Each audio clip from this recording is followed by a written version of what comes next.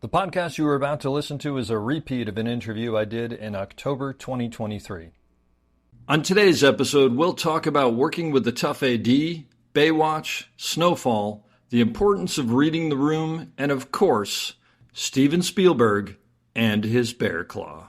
Just a little bit of business before we start. There may be a curse word here or there in this episode, so please listen responsibly.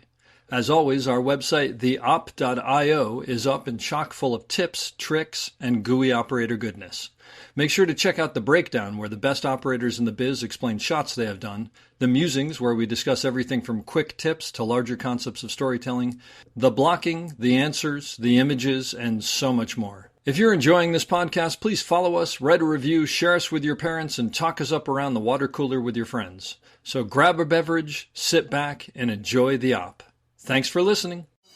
Lock it up, nice and quiet, and let's roll. Rolling. Victor 30 Echo, take 2. Hey, Mark. Be Mark. And camera set. And action. Hello, and welcome back to The Op, the podcast where we talk about operating and the art of visual storytelling. I'm your host, Dave Comides, and thankfully I am again coming to you from the theater in Panavision, Hollywood, because it's better than the back of the craft service truck, which I haven't tried yet, but I don't think it's going to work well. I have a great operator, director, assistant person, Eric Dyson, here with me today. Eric and I have worked together a couple times and go back a little ways. A couple of Eric's credits, but not all of them by any means. As an operator, Hunters, Rebel, Crazy Ex-Girlfriend. As an assistant, Snowfall, A Wrinkle in Time, Scorpion, Community, 24, Judging Amy. And as a director, he has made a couple of short films, but specifically a short film, Baby Steps, won 4 top awards at different festivals around the countries and had 3 other nominations. He has just finished directing his first feature film, and just because I have to say it so that we talk about it, apparently, the rumor on the street is, he was actually an extra in 2 Michael Jackson videos, which I need to ask you about, because it's changed my entire view of the Eric Dyson world. Eric, thank you for being here. Thanks for having me. Just looking at the list of guests you've had so far, it's like, I am not in the right room, but I'm happy to be here. I think you're absolutely in the right room. Believe me, for what it's worth, you are sitting in the seat where a lot of people have sat. And by the way, I think at the point where we're recording this, I think the 5th podcast maybe comes out tomorrow. Actually, I'm sorry, like the 4th full podcast, and there were a couple bonuses. But I've recorded about 40 to 50 of them at this point, just because since we're, dead because of the strike, I'm like, hey, let me get all these people in here. And I will often sit in this seat looking at the person in that seat going, what am I doing in this room? So you're in very good company. Okay, good. So tell me your story. How'd you get here? And don't leave out Michael Jackson, because I absolutely want to hear that. And also, if there are any pictures of you at that point in your life, I think we're going to need those. Yeah. Well, I'll start sort of like way far back, because I think like everything that has sort of gotten me to this seat right now is irrelevant. And I think a big part of what people who are new in this business miss is really understanding what part their upbringing, their family history, how all that works into film and television, telling a story, how you read a script, and how you frame a shot, ultimately. So, going way, way, way back, at one point, my father's family migrated from, like many others, Jim Crow South to the Midwest. Where Jim Crow South? Georgia, Florida, okay. Right? So my grandfather died when my father was very young, so I never knew him. So all of the, the pieces I put together through other family members, through genealogy, blah, blah, blah. So they ended up in the Midwest, in Ohio, and then at some point, my grandfather and his brother left Ohio, bought some dirt in San Diego, with their hands built a small house and a small back house that my 96-year-old aunt still lives in today. Wow. So the idea of we have nothing, we have to make something, and we're the ones who are going to do it, speaks directly to where my career is and realizing that people are not always going to hand you things, especially in this business. Like, everyone talks about it, but you have to do it. So working with what you have to produce what you want is like something that I look back on my father and my grandfather and all that they went through, and my mother, to get the things that I think, the directions I want my career to go. So flash forward to, I don't know, probably 1940s or so. My father, who was a jazz musician, was a big time West Coast jazz, played all the clubs in Southern California and played in the, Army band. Met my mom, who happens to be white. And at this time, it was difficult for, a black man and a white woman to date, much less to get married. But they found a pastor who would do it, and they got married. At least it was in California. At least it was in California, right. Yeah. And so they got married. It was not, it wasn't easy by any means. The Watts riots and where they were living really was like the line between where whites lived and blacks lived was getting very, was evident. Yeah. So, but can I ask you a question? Sure.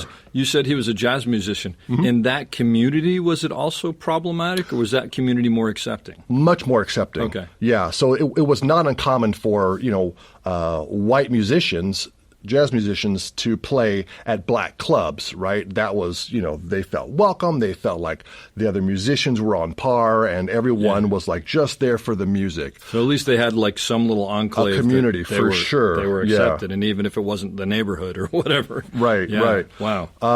So my mom, many years later, didn't have a college degree, started a business. She became a payroll entrepreneur. And, in 1976, a woman, there was no Me Too movement, right? There was no HR department. And she started a payroll service all by herself.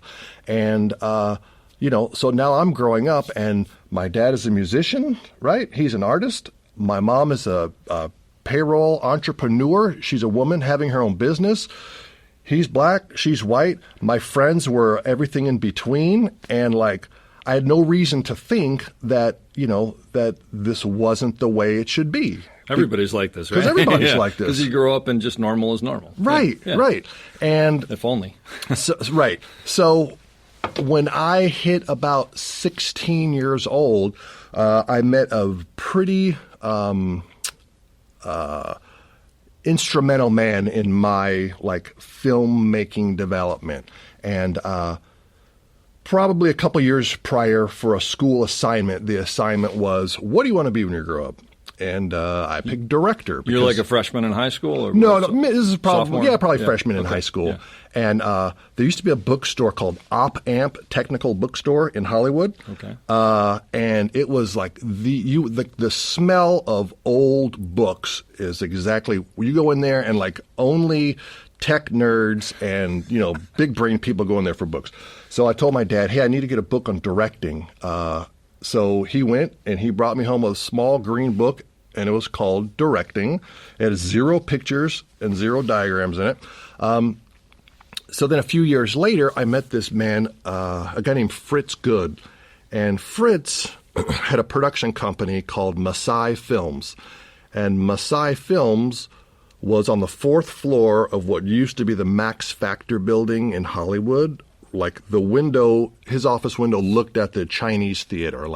If there's an epitome for, I need a Hollywood office, that's where it would be. So I met Fritz at my mom's office, and he said, well, if you ever get any downtime and you want to be a PA, come by the office sometime. And was he a producer? Or yeah, what? he was a producer, filmmaker. Okay, gotcha. He had this production company. Jack of all trades. Yeah. Okay. And so his business partners were Joe Wilcots, who I want to say was possibly the first black member of the ASC. I don't know for sure. And an actress named Denise Nichols, who was one of the stars of a show called Room 222, like 10,000 years ago. I remember Room 222 existed. When it was Yes. on, I was definitely not interested in it because it was like a 10 o'clock drama show. Right. It's for older Your parents people. watched. Right. So those three people, all black, ran this production company. And again, this is another instance of, hey, you want to be in the biz, right? Like, this is where you're coming from, and now you meet this guy who's got a production company. He looks like you do, so, like, what's the problem? There's no problem. Because Again, there must be tons of people like this, right? That's what you're thinking as a kid? Yeah. Right. Wow. So I met, shortly after I started there, and I would work after school for, a couple hours. You mean just like you were an office PA or whatever, like doing whatever? Yeah. I was an office PA during the week, and then he would do a lot of industrials and training videos, and like we did a series of videos with Norm Nixon where he wanted to teach kids how to play basketball.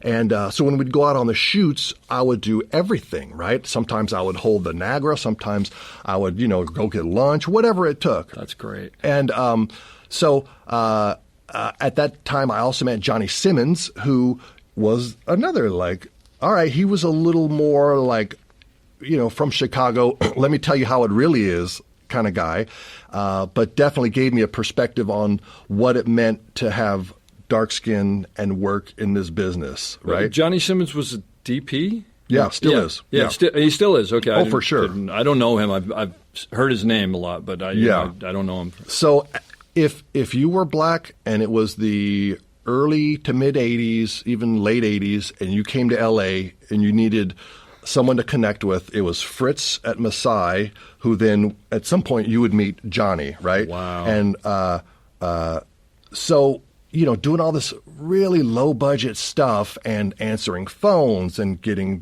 donuts and setting up cameras. And Fritz started to introduce me as, oh, this is Eric. He's going to be a cinematographer someday. And I couldn't spell cinematographer. I didn't know what a cinematographer was. That's so great. But I was on board with it, right? And you also had the directing book, so it's probably like, well, no, I thought I was supposed to be a director because I have the book. The book, right. So put the book aside. Now I'm going to be a cinematographer because Fritz says that's what it is. And my dad was also a really talented black and white photographer. We had an enlarger and a dark room at home.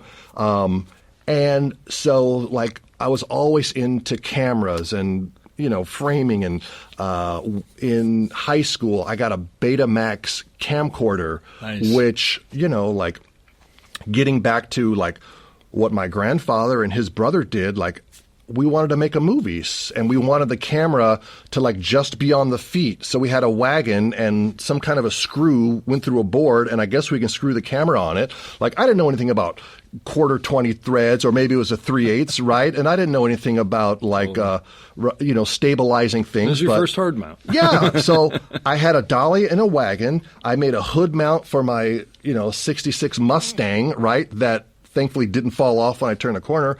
But, like, this is what I saw in other movies, and I guess this is how you can do it because, you were ignorant, and that was great because you just got what you needed. I love that. That's fantastic. The first thing I ever shot before I was in film school or anything was this Super 8. I had a Super 8 camera, and we shot a quote-unquote music video for ZZ Top's Sharp Dressed Man, which was the dumbest thing on the face of the earth. But I remember my buddy Matt had a Jeep, and we put the camera on the the footwell that you would step into the Jeep. It was outside of it, and we're pointing at the wheel. And I didn't know how to put it on there, so he just drove down the street as fast as I could run, and I held it, and then we sped it up. And I remember thinking, this is going to be unbelievable. And, of course, when we saw it, we were like, it's really boring. Yeah. But still, it was the same kind of thing. You just did whatever you could think of. Right? Sure. It was cool. Yeah. And, that's when you learn, like, what do I have and how can I use what I have to get what I want? And the flip side of that, as I'm sure you and I have both worked on projects where people don't want to use what they have, right? It's like, this is what I want, but you don't have the elements to get it. So how are you going to do it?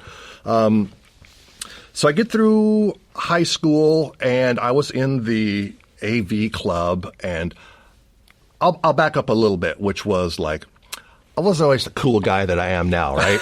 So I find that absolutely hard to believe. I just want to let everybody know that Eric is wearing a T-shirt that says "Drink water, love cats, fight racism," and I told him I have a problem with one of those, and we'll talk later about it. Right. But you are exceptionally cool. So when I was in middle school, elementary school, my brother was in middle school, and they were doing a production of West Side Story, right? And this is kind of like when your hormones are starting to like knock on the door a little bit.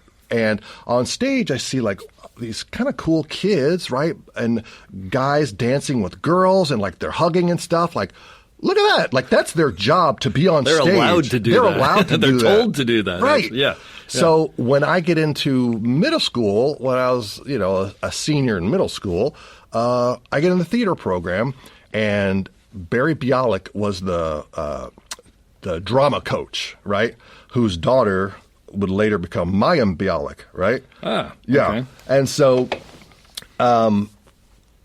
fast forward to high school. So I'm in the theater program in high school. I'm 6'3"-ish, horrible basketball player.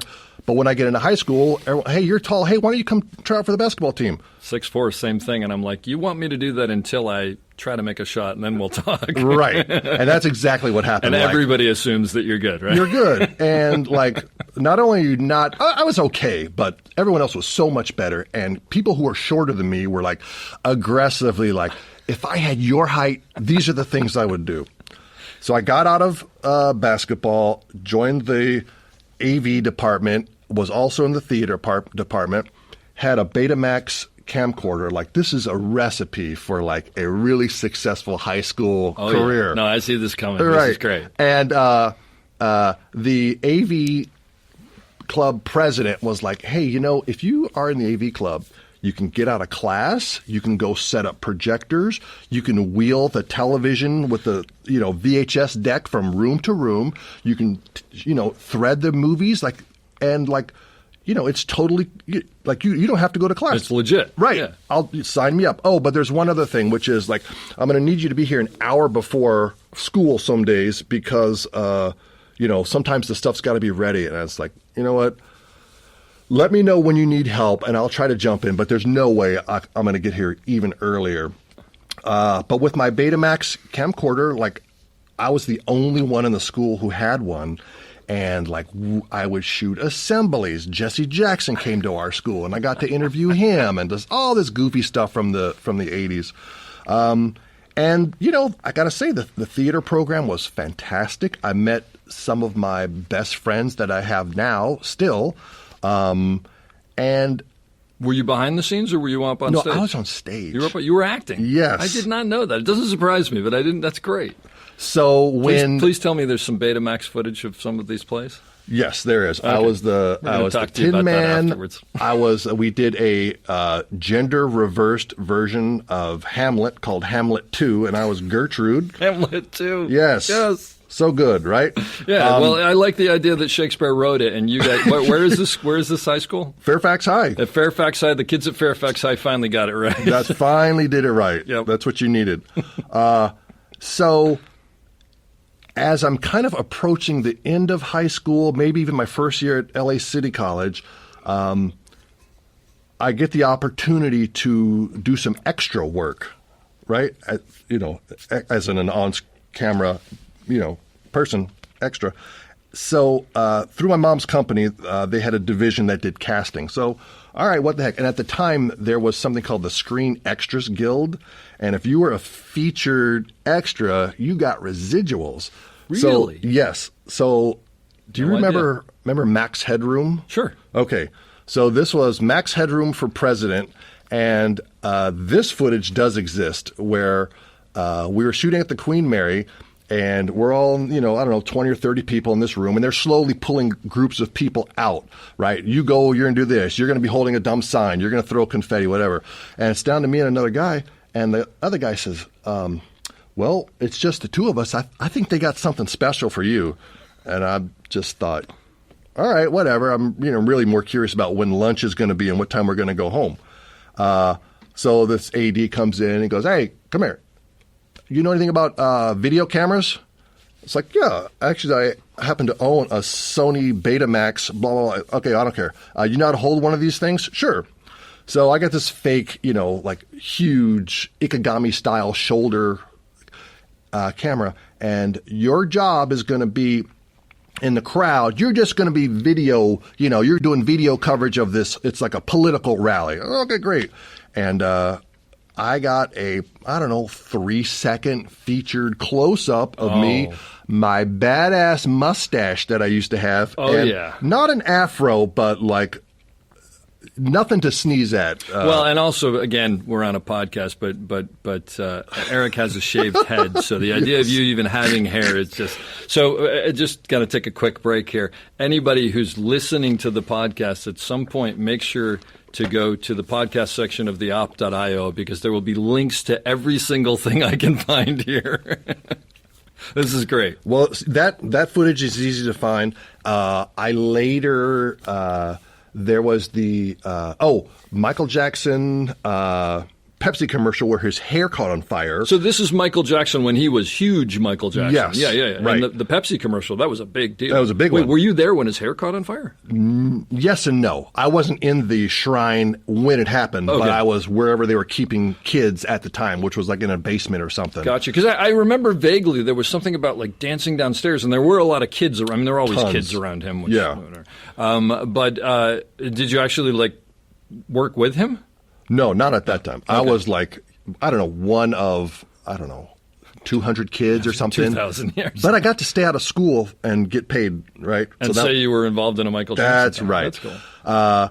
Then, much later, during the Smooth Criminal music video, there's a shot where, and this is a little bit foreshadowing of my future camera career, but there was a shot where the POV of Michael Jackson's car jumps over a bunch of cops in these kind of stormtrooper outfits, and the camera was mounted on a some kind of a crane arm, right? And it goes cutting super close to the bubble lights and the first pass, it nicked the lights and the lights on top of the police car. Yeah, right. Yeah. But I'm in full, like these stormtrooper outfits with a helmet, so I could be any one of any of these guys. So you just have to take my word for it. Sure. I buy that. I'm in there too, by the way. I just want to throw that out there. Right. That's so cool, though. So I did that, and I did a lot of. There was a campaign called Rock Against Drugs, and I shot a lot of stills for that, and I'm actually in a couple of those spots. That's great. That must have been a lot of fun. It was, and it was like, this is all before like my first year of city college, before like high school, city college, and like look at all the people you're meeting and the things you're doing. Yeah. Like everything was like falling into place. Like what's the problem, right? And when you were on these sets, were you checking out the technicians? I mean, were you interested in that, or were you thinking, no, I'm going to be an actor and this is? No, like I never wanted to be like. After high school was like clearly the things I was gravitating towards were taking stills and, getting hired to shoot like low budget, low quality video projects. Okay. I was still working at Masai Films. I was doing more and more like 3/4 inch editing, shooting, sound. Like, so the further I got out of high school, the more it was like the technical stuff was what I was gravitating towards. Gotcha. I went to film school at a school that's now closed called Brooks Institute of Photography. I vaguely remember that. Yeah. Was it in Hollywood? It was in Santa Barbara. It's in Santa Barbara. I just remember ads for it or something. Yeah. Right. Okay. So if you're a photographer, a serious photographer, you would either go there or Art Center in Pasadena. And since I was told I'm going to be a cinematographer, I had no direction out of City College. Someone heard about this school called Brooks and like, hey, you should go check it out. So I go up there. And their main campus was in Montecito, and it was an old, beautiful mansion that overlooked the ocean. Like, yeah, I could do this. That's, it would be great. So I went to Brooks, and I was in their film program, and it was great, right? I met my now wife, and it was almost 30 years ago. So that was worth it. We've been married, yeah. So she was in the same program? She was a portrait major. But she was a photographer. Also a photographer. Wow. Yeah. That's great. So went to Brooks, graduated on a Friday. I came back to L.A. on a Monday. I worked a lot of PA days on music videos, on whatever I could. This is what? 91. Early 90s? Yeah, okay, gotcha. Yeah. Then I had a connection with someone in administration at Amblin Entertainment, right? Steven Spielberg's company. Yeah, a little guy named Steven, he's just cutting his teeth. And Who was Steve? He was Steven Spielberg at that point, right? He was a big name. Yes, yeah. Amblin was a force by then. Yes. Okay.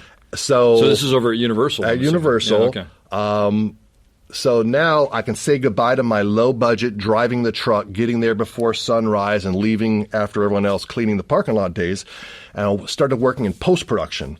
And we were just doing post on Hook, right? Wow. And I had zero understanding or appreciation for the golden spoon I was handed, because it was just like I got hired to do a job, and the post-production coordinator, super nice guy, and we became friends, and there was just a couple of us in this office, and I'm taking handwritten sheet music to John Williams' house, right? Having him make some notes.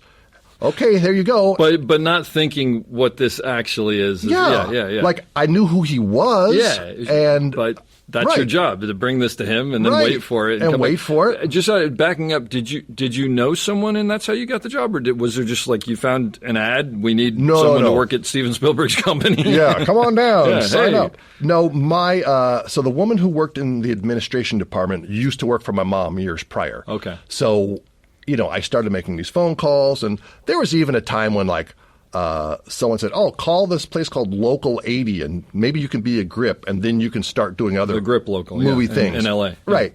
So I was just calling whoever. So I called this woman, and I said, "Hey, I'm out of film school. I've done a couple things, and I'm just looking to be a PA. If you guys need anyone." Did you mention that you were the stormtrooper in the Michael Jackson video, or did you leave that out? No, I don't really like to drop names. Okay, I did. Sorry, right? I didn't want to bring it back up. I want to be hired for me, not for who I was on screen. That was old Eric. New Eric, right?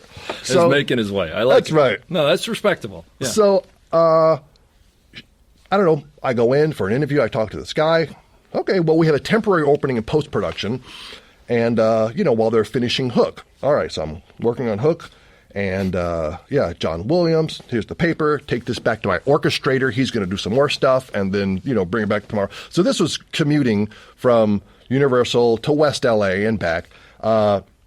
Then my big moment, and something like, I don't know, maybe later on in the podcast we can talk about when you have an opportunity and you miss an opportunity and how you kick yourself later. Mm-hmm. Most of my life. Yes. So my really big break came.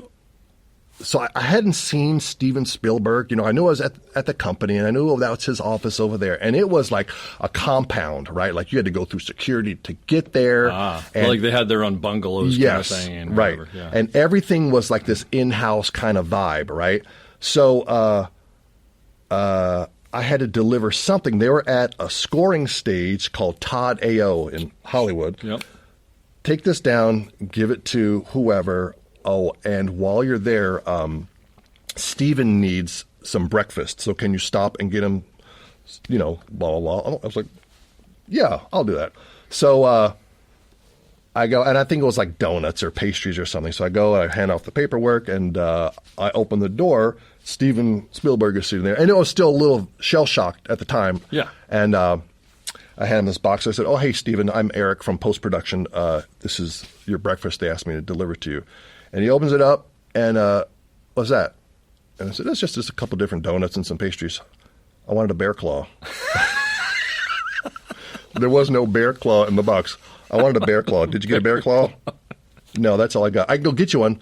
No, it's fine. Close it and You could have directed the sequel to Hook, probably. I was this close. You were that close. Right. If they had just had a bear claw, Right. I wouldn't even be able to talk to you right now. No. Yeah. You'd be talking to my people who talk to my people. Yep. So it's really all about pastry. Yeah. That's pretty classic. Were you just crushed when he said I wanted I a bear claw? was fairly stunned. Like, was I supposed to get a bear claw? No one said bear claw. I'm pretty sure no one said bear claw. And I call the office assistant like, was I supposed to get a bear claw? Because Steven said bear claw. Really? He never asked for a bear claw. Well, today he did, and I didn't have it. And you've ruined my career. And my career is done. Right.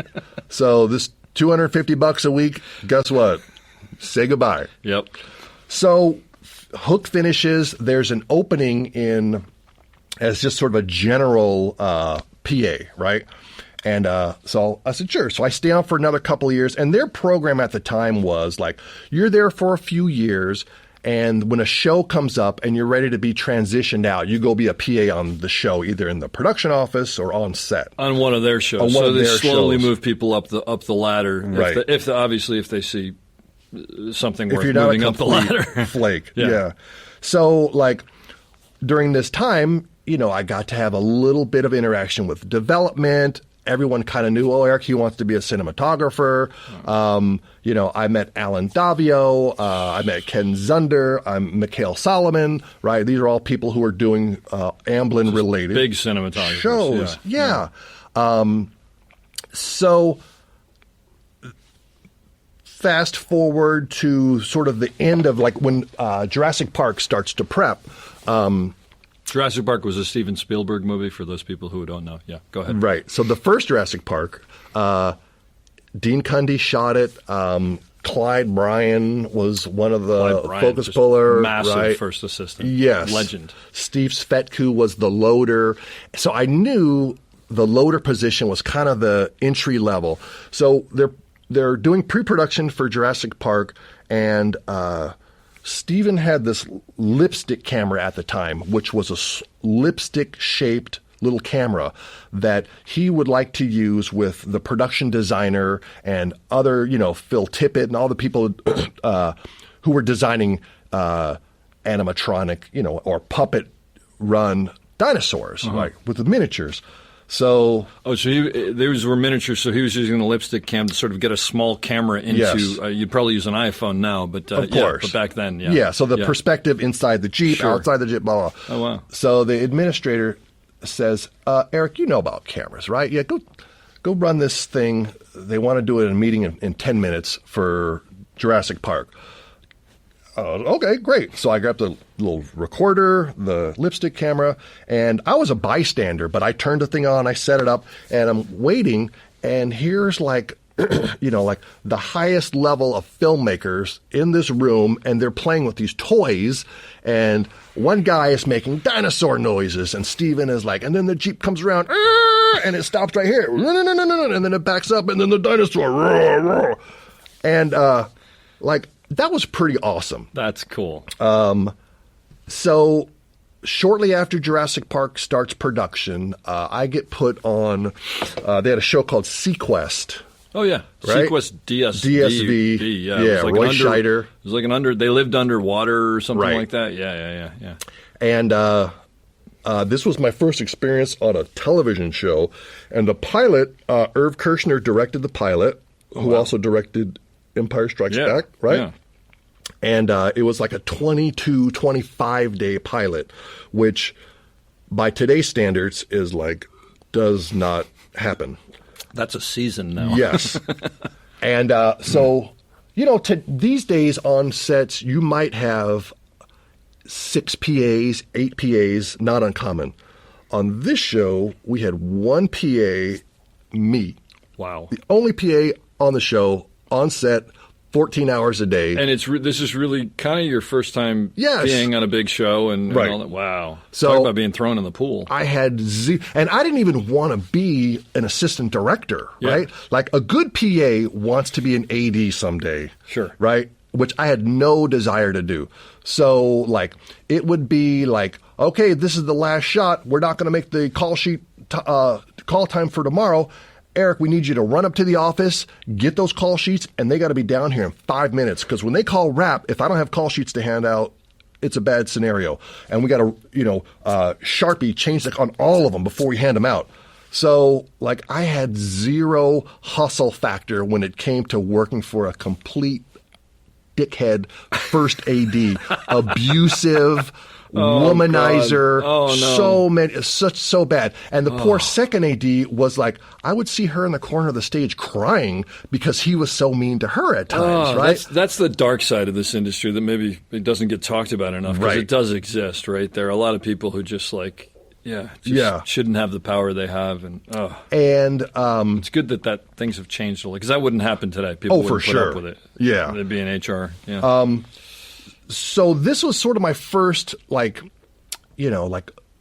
sort of realization that, like, hey, wait a second, this movie business stuff is not always so nice and so fair and equitable, right? Yeah. And there were, like, I was probably one of 2 or 3 black faces on a show. Oh, really? So, this is 93? 93? Yeah, 93, and still 94. It was that. I lose track of time on things, but I guess maybe that was the case, yeah. Yeah, there was a grip who was black. There was, I could count on one hand. Wow. So the amount of, like, dialogue that you would overhear, like, you know what, that shit ain't appropriate, but, like, I'm a PA, so what am I supposed to do about it? You mean amount of dialogue, meaning with racist derogatory overtones, comments. Derogatory, really? Yes, was like, because a lot of these people who were sort of old-timers at the time were starting on shows like, I don't know, The Munsters, or there was a driver who, like, I used to drive the Three Stooges around, right? So, like, the old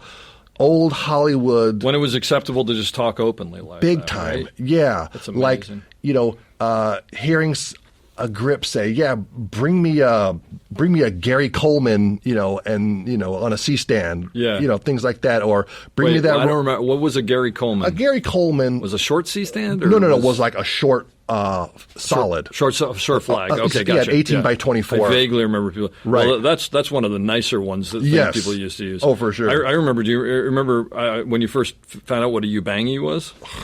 Yeah, because a ubangi, for people who don't know, is, and I'm using it now for reasons to explain it, but it's an offset off of a dolly, which is basically just this sort of like long. What would that shape be? Oval? Kind of an oval, like a oval-ish, super flat I guess. oval. Flat oval. But you would put it on the dolly, and so it would sort of move the head, 3 feet out or 2 feet out or whatever. And I came into the business, ubangi, and then at one point someone said, "You know what that term is?" And no, I said, "Well, that's an African tribe that used to put the things in their lips to move them out." Stretch their lip out, yeah. If you look at the ones that have done it forever, it has a similar shape, and so everybody stopped calling it that. And every once in a while, the funny thing is now, I run into older folks who say that, and my first thing is like the hair on the back of my neck goes up, and then I go over and I go, "Dude, you can't say that. It's an offset. It's just not acceptable anymore." But it's amazing how it's interesting for me to hear you say all this, because number one, it's amazing it's amazing how much has changed in a relative short amount of time, which is good.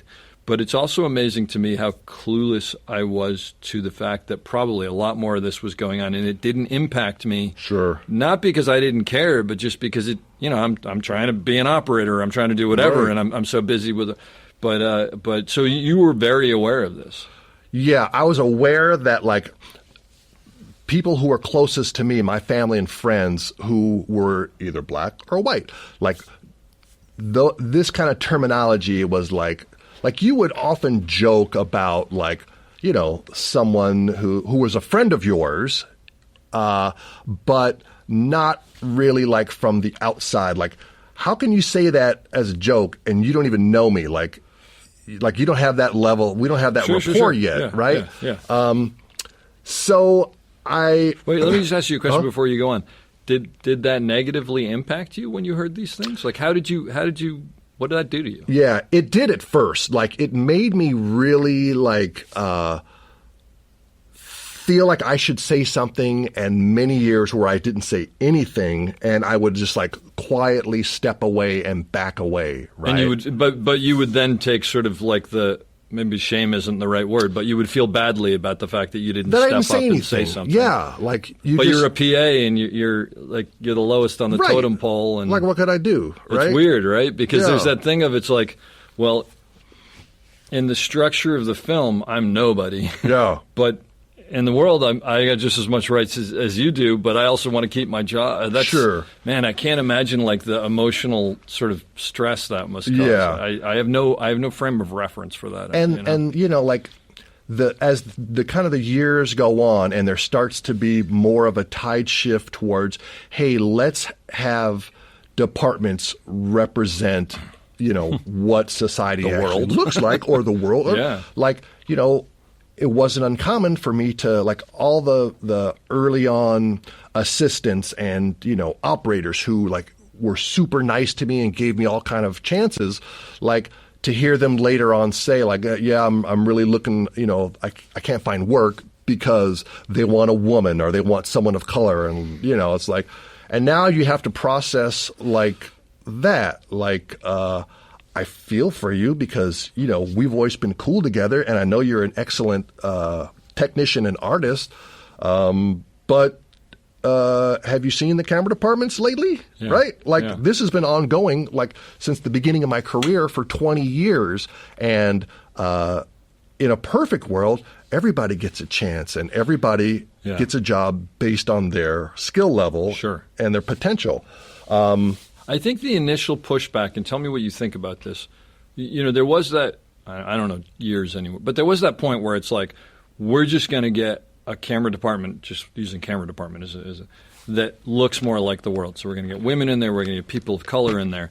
But unfortunately, because it was like a white male club for the long time, and I don't know about you, but I never, from what I've learned, it wasn't as much as like, it was like, let's keep those people out. It was more just like, no, the only people who got in were like the sons of other people. And Right. of course, if you started with white guys, you ended with white guys. And that's kind of the way it was. I mean, I'm not saying there wasn't some of that. Of course there was.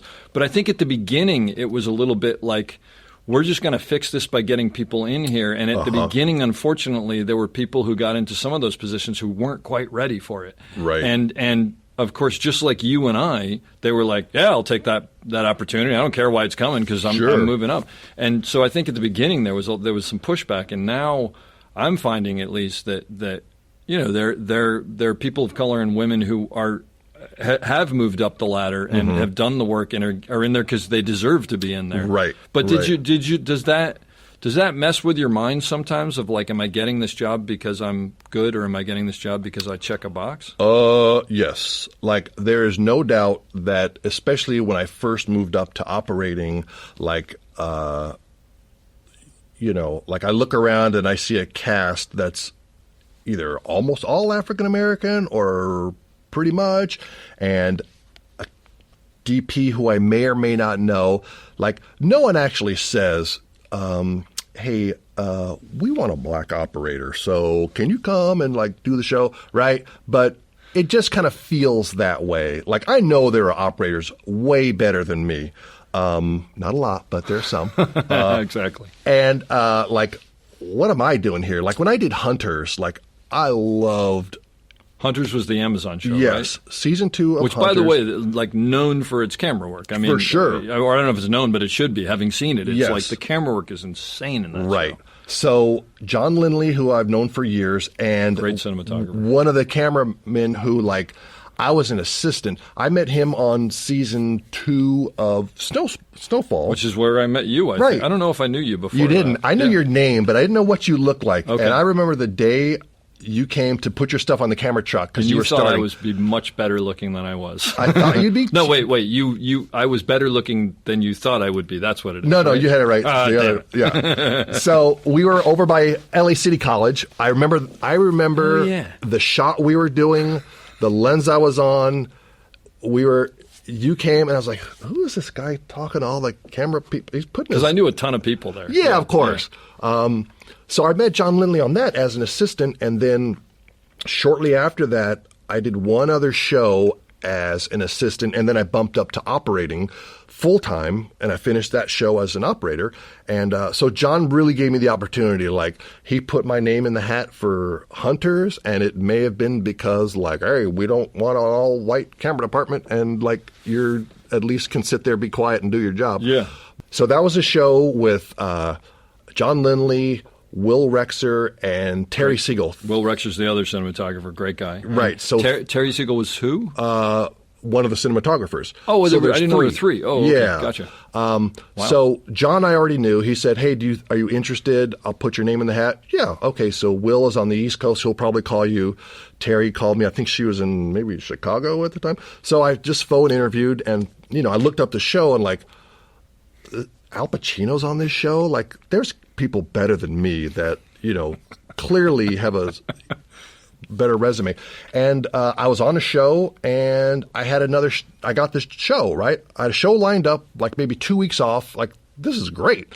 Ron Baldwin was the A-camera yes. operator that year? Right. Yeah, great guy. Great operator. So this was a big budget show, period piece, great cinematographers, an opportunity to really, like, Will is such a like, his only requirement was, like, if you got an idea for a shot, and if it's got to be a cool shot, you set it up, it's a cool shot, you can do it. And so it was a little bit of a free-for-all. Like, I could always find something to get. And one of the things I learned really early on, like, Todd Dos Reis is a cinematographer who I met as he doesn't remember this, but he was a focus puller on a show, and I came in as a day player. I think we were both day players, and I was his second. And this is another thing where I remember the location we were at, the shot you were doing. I was your second, like, very specifically. Yeah. So Todd was also a DP who I assisted for and then operated on a number of shows for. Did you do Crazy Ex-Girlfriend? I did Crazy Ex-Girlfriend. Okay, yeah. I bumped up on Crazy Ex-Girlfriend. Yeah. We did Rebel together. I did probably 2/3 or half of a show called Council of Dads with Todd. And, like, my ability to sort of survive and, navigate this industry, I think has always been like, I'm going to look at other people's fuck-ups, and I'm not going to do that. Right? Everybody who's listening who's trying to get into this business, yes. Listen to what he just said. Right. Because that is, 90% of how you learn? Easily. Yeah. Keep your mouth shut. You don't always have to be the loudest guy on set, because that's not your job.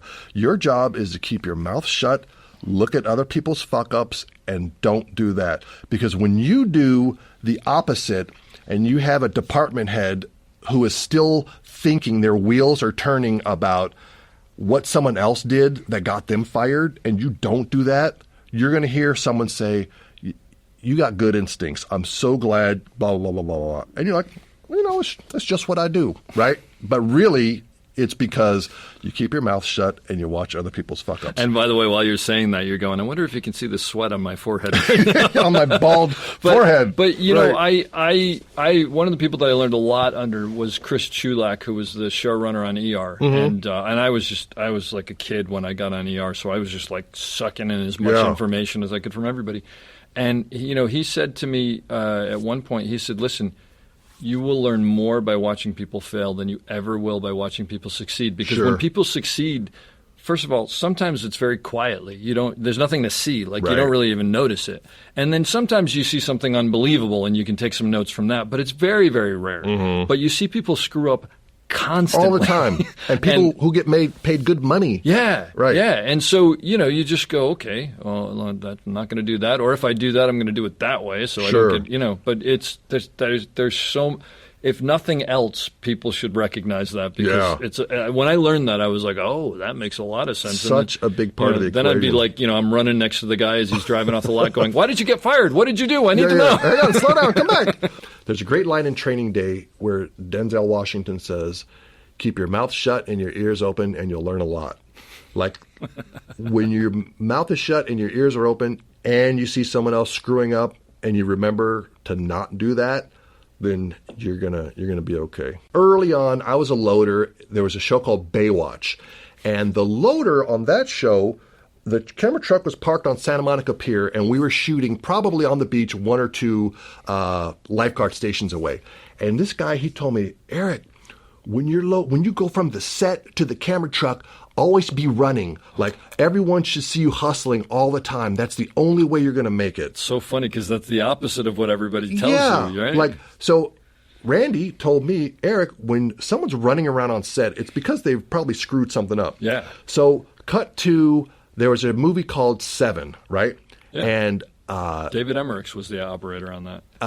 Brad Edmiston was one of the assistants, and Johnny Walker was one of the assistants. Yeah. I think Johnny Walker may have been the key assistant. Okay. So the same loader was on that show. So I came in, right, day player, right, extra cameras, Aton 35 millimeter mags, notoriously horrible to load. Really hard to load. Right. Yeah. And Johnny Walker told me, like, if you can load these, you'll be fine. If you screw it up, we'll find out in dailies the next day, and we probably can't have you come back.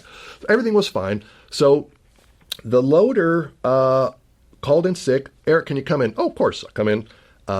Doesn't check in the next day. There was very few cell phones, maybe a pager at the time. Yeah. And so because I was covering him, I didn't know who the loader even was. I was just coming in, filling in the thing. So 3 days of him not showing up, and then Johnny says, do you want to just finish the show? I have no idea what's going on with this guy. Oh, of course, no problem. Next day I come in, I'm in the dark room, and I hear bang, bang, bang, bang, bang. Like, hang on, someone's in here. I'm like in the middle of a mag. So I'll get the mag closed and taped up, and I open the door. So now I'm seeing the same guy from Baywatch who told me to run all the time. Wow. Who came back going, why did you take my job? Right. Oh, so he's there, and he's late for work, and finally showed up on day 4, and he said, what are you doing here? And I said, what are you doing here? You better go talk to Johnny. Click, close the door, and I log it. And I just hear this cacophony outside the dark room of like, oh, you know what? Get your stuff. And I think it was Brad Edmiston said, get your stuff and get off the truck. Wow. And like, it was a little chicken shit of me, but after it was like totally died down, I kind of stuck my head out like, whoa. That's a tough one. Yeah. Wow. So be careful when people give you advice. Always think of what is the source and what's their motivation. Yeah. I assisted on 24 for a handful of seasons, and Rodney Charters, who was another... That's a name I haven't heard in a long time, Rodney Charters. Great guy, great eye, loves the technology. When something new comes up that helps him do his job better, he fully embraces it. And, I watched him excuse my French, but like an operator pointed a camera in a certain direction, and Rodney said, what the fuck are you doing? Don't fucking point your fucking camera over there. I'm not fucking lit over there. What's wrong with you? So when I was working with Todd, he also is zero filter on how he's feeling and how he thinks the shots are going.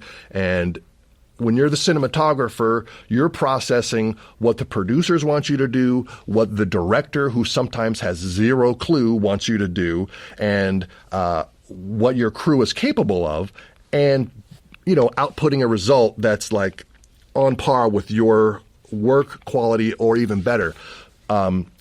So learning from cinematographers, when you're on the B camera, I've heard through this podcast, there are certain operators who feel like there is a big distinction in A versus B. It goes both ways. It goes both ways. And I've heard people say, nope, it's just a way to distinguish who's doing which shots. So I, as a B camera focus puller, especially on Snowfall, really embraced, we're not going to get any marks. You're going to wing it, and some of it's going to be great, and some of it's not going to be great. But there's going to be enough pieces to where the editors will come down, or the director, when they're cutting their episode, will come back and appreciate those little pieces that you got for them. And it's worth saying that, at least when I was working with you, you were with Patrick Rousseau. Yes. Who was the B camera operator, who was just so great. I had Jess Lackoff here, who was the A camera first. Right. She was first thing with me. And we used to joke about the fact that, I'd spend 45 minutes setting up this unbelievable shot, and I was like, this is now the greatest shot ever created in the history of mankind. People were going to sing my name in the streets. For years. And I go, hey, Patrick, what you'd have? And you go, I just got this small thing over here, and I'd look at it, and I go, God, that's so much better than anything I've ever thought of. So at least you were always doing interesting stuff. Interesting things. You guys killed it. Yeah, and you would hear from Video Village, like, as the shot, right, you're going through the scene, and the director calls cut, and the director would say, Patrick, that was fucking great. Exactly. And then you just hear me quietly sobbing in the corner. Right, yeah. But no, there's no question about it. I mean, right. I have to say, and I've brought it up before on this podcast, that show, Patrick on B camera, some of the best use of B camera I've ever seen. Just like he was so great at going, well, if I'm underneath the faucet in the sink, when he walks by, I'll grab this moment. And it's like, oh, God, that's so perfect. One of the worst things is when you're do a shot, the take is wasted, you have to do it again, and you know what the actor needs to do to make the shot successful. Yep. If the director doesn't give the actor the note on what to do, then I feel like if I don't say it, we're going to do this again. So you really have to tread lightly when it comes to giving an actor a note, because if the director specifically wants something and what you tell the actor conflicts with that, and then the actor says, well, Eric said I should do it this way, then all eyes are on you, and you end up, feeling like a schmuck. I was on as an assistant on Wrinkle in Time on one of the last sort of multiple second units they had, and the operator, who was a day player operator, or someone had to leave and they bumped up and whatever, and I was focus puller, and the director, Ava DuVernay, was sort of offset. It was a huge green screen thing, and proximity was not possible for her to be close. So every time Mindy Kaling's character would turn around, Oprah Winfrey would be blocked. And we were on a long lens, so like it was a simple thing of all you got to do is turn around and lean on your left to clear her. So I had this hoodie from a show called Black Jesus that I was wearing, and so we did take one, she was blocked. We did take two, she was blocked. Ava would come out and say, I don't know what's going on, but every time you're blocked. And the operator, who I was really glad it wasn't me at the time, didn't have the know really what the protocol was and how to like get it right. So we just kept going in. So Oprah looks over to me and she said, Black Jesus, what's the problem? And it's like, oh, damn, now she's asking me for notes. So now not only am I, doing what the director should be doing, but the operator, who I had no idea who it was. Yeah. And I said, well, I looked at him and he had his hands in his pocket and his head down. That's a tough situation to be in. And I said, well, maybe if Mindy leans on her left a little bit, and if you lean on your right a little bit, you'll clear because you're just really too stacked up. Yeah. And she said, well, why didn't anyone say that? I said, well, there's a lot going on, and people have... Because the industry is based on fear. Yeah, the industry is horrible, and we all should have made better decisions and stayed in school and become dentists. But it's a tough one because you don't want to be too much in the mix, and at the same time you want to be an asset and move things forward. For sure. Yeah. I know I've been in situations like that before where something hasn't been said, so I'll just go up to the director and go, I just want to make sure, do you want them clear here? Because I can clear them, but it seems like you haven't tried to... And then they'll say, no, I'm specifically doing that because I want to force the cut or something, whatever. Right. It's like, okay, great. Then I didn't say anything for that reason, Yeah. And then the other weird thing that happens is then you get hip actors who will come up and go, can you see me there? Yeah, for sure. And then... You don't want to sell the director out and go, well, no, he doesn't want to see. Yeah, there. Yeah. And it's I don't know what the answer to that is actually. There's no one right answer. Yeah. Like I really like it when the director trusts the operators, and if a shot is not working for the B camera but is for the A camera, to have a director yell out, "Eric, fix it!" Right? Then it's like you have.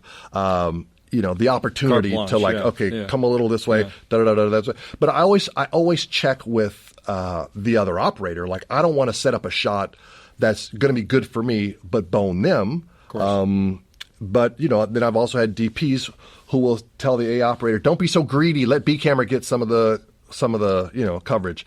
So it's really like both operators have to work together, and you have some operators who have a bigger ego than others, and like, I'm going to shoot this like a true single camera show. And you mean the A camera operator when you're B camera? Yeah. Right. Yep. And you'll have you might get an insert later, but this is really a one camera show. Yeah. So you kind of really can feel out what's the vibe of the show. Like, does the other operator have a chip on their shoulder? Did they want someone else? Right? Like, at the end of the day, there's always someone who knows someone else, and you might not be everybody's first choice, but you're there right now. And, getting back to what we were talking about earlier, which was when you speak up and when you don't speak up, right? Like, 100%. Usually, if it gets really vocal on set, like, I'm committed to this being my last day, right? And if this is how it's going to go down, it's going to go down, and everybody's going to see it. But more often than not, like, I've been in situations where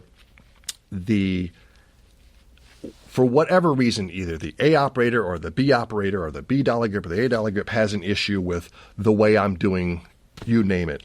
And, let's get through this shot, right? Let's make it as good as we can. And then I'm a big fan of, can I talk to you for a second? Like, come over here for a second.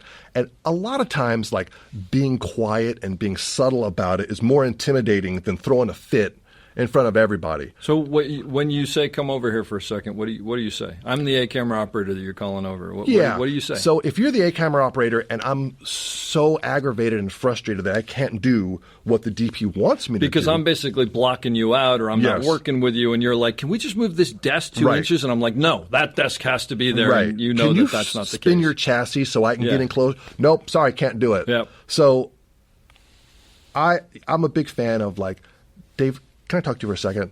Look, I know we both got a hard job to do, and for whatever reason, I feel like you feel like my shots are not as valid or as important as your shots.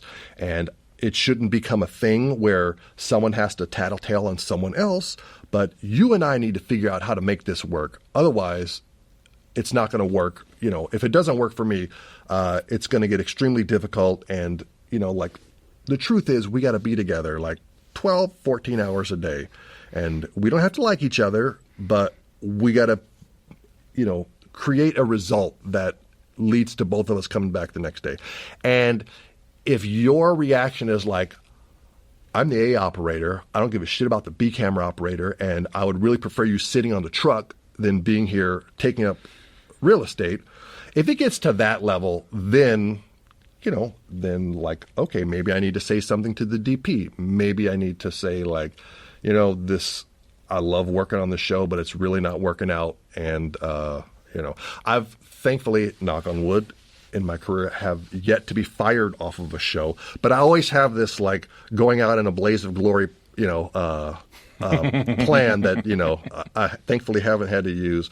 But most people, unless they're really sociopaths, have the ability to, like, you know what, you're right. Like, let's figure this out. Yeah. Like, can you go maybe at a little longer lens and come in a little closer, or let me talk to my dolly grip and see if we can do this, right? Like, yeah. And what I'll add to that usually works for me is and this has nothing to do with operating. This just has to do with psychology. Is I'll give them an out. Mm-hmm. Hey, first of all, I feel like I'm in your way. Yeah. And I don't want to be in your way. But they're giving me shots to do, and we're not going to make our day. Like, maybe I'm misunderstanding you, and whatever. And 9 times out of 10, what I find is if I give them that out, where it's like I'm screwing up, not you. They'll usually take it and be like, "Oh, I didn't know. I didn't realize that was happening. Oh, I'm so sorry." And it's basically like wink, wink, nudge, nudge, but. It's like the warning shot of, like, this one I'm giving you, and the next one I'm going to basically stand up in the middle of the set and go, "This guy's screwing." No, I wouldn't do that. But I think, and in talking to the director of photography, something worth mentioning, because I've done this before, where I'll just go, look, there's a situation that's going on here that I just don't think is working, and I'm not able to do the job you're hiring me to do. Right. So I think maybe we're better off getting someone else in here who can, and again, sort of putting it on myself and going, look, I just am not giving you the work. And so, as opposed to going, I won't put up with this, or, hell with you or whatever. Yeah. And most DPs will kind of already know what's going on, I think. For sure. Somewhat. Yeah, and I don't think finger pointing and like that never, like when the words come out of your mouth, you never get them back. That's true. Right? It's like toothpaste. Once you squeeze it out, you cannot put it back in the tube. I've tried. It does not go well. It just doesn't work. It's messy. No. But let's see. This is next year will be my 30th year as a member of Local 600. And how many years operating? Full time, probably 5. Okay. All right. Yeah, and then there was a handful of years where I was kind of going back and forth, and then it got to a point where I got the phone call from Local 600 saying, "Hey, buddy." Yeah, hey, buddy, it's time to, Yeah, and for anybody who doesn't know, you can work out a category for 30 days, I think. Yeah, 30 days a year, and then if you don't, if you're an assistant, you work as an operator for not 31 days, but 50 days, they'll probably find out about it and call you, and they'll go, look, you got to either like reclassify or you got to stay an assistant. So what was that like for you to go? Because you were very well. First of all, you were a great assistant, but you were also a very well known assistant. Like people knew you and knew when you call Eric Dyson, you get good work and he's easy to work with and all that. And then suddenly you go from being like, hey, I'm super comfortable and I don't even need to get marks anymore, and blah blah blah, to like, oh God, what was that like? Yeah. So what do they call it when you're abject fear? That, but also when you're impersonating imposter syndrome? Yes, imposter syndrome, big time. There were so many. It's when you're on a show and the director of photography supports you, like, yeah, you do B camera. Yeah, it's cool. We got you. And like you're just screwing up left and right, but everything is all right. Like it's a safe environment. And the assistants are like going, no, we want Eric to make it. And hey, Eric, you got to take the lock off the wheels before you turn it. Before you do that, right? This is how you make it go up or down. You're pointing the wrong way, Eric. Right. Oh, okay. Yeah. Right. Yeah. So like supportive environment, and then you go out and people who don't know you as an operator, and then it's like, and I had this conversation with myself a lot, like, if I was a focus puller, like I could be chilling over there on that seat with my monitor. Basically, like, what have I done? Yeah. Why did I do this? Why am I doing this? I'm making less money because I'm not working as often. I am not as comfortable doing the job. Yeah. And, basically every day I go home and like I don't leave anything on the truck, because if I get tapped on the shoulder at rep, then you're not coming back tomorrow to get your stuff. Yeah, the slink back to get your stuff after it's you've been horrible. fired is tough. Yeah. Like I'll be like, well, I guess I should go get my Steadicam, but I don't really need it. Maybe I'll just leave it. Maybe this is it for me. I don't want to go back there. Yeah. But so why did you move up? Was it just were you bored? You needed a challenge, or no? I mean, I've worked with enough people over the years that were super burnt out, whether they were firsts or seconds or operators who like, oh, I fucking hate this shit. Oh, it's a grind. Oh, it's not like it used to be. Oh, blah, blah, blah, blah. Like, oh, yeah, you sound miserable. Like, that totally doesn't make sense while you're here every day. Yeah. I mean, I get it. Like, you make any of those categories, if you work enough, you make a healthy living and you can do okay. It's golden handcuffs. Exactly, right. Yeah.